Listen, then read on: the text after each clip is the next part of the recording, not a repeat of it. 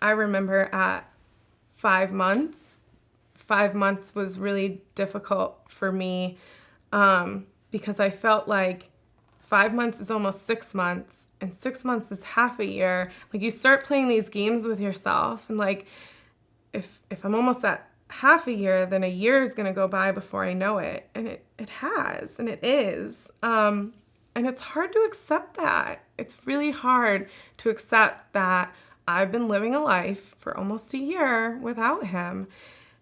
I don't know how to process it still. I don't know what I'll think. One of my fears is that once you get past that year, you're not like a newly bereaved mom anymore. And so people start talking to you about like moving on with your life and letting go of things. And the reality is that never is the reality. This is always a part of your life. When I say, oh, my child died less than a year ago, people are devastated to hear that. And there's some comfort in that people can appreciate that pain on some level, that is a big deal. And I feel like the further you get out, my fear right now is that the further you get out, the less of that reaction is going to happen.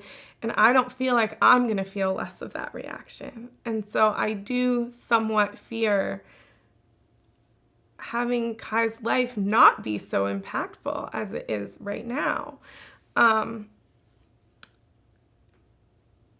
it will happen. And I know it will happen. I've talked to people, other bereaved parents who are further out, and they tell me that they are just more selective with who they tell these stories to later in life, because you can kind of read people of what reaction you're going to get. I'm not there yet. I still want to tell everybody about Kai every minute of the day, and I want them to care. It's hard to let go. It's hard. Time passing becomes even more abstract after the loss of your child.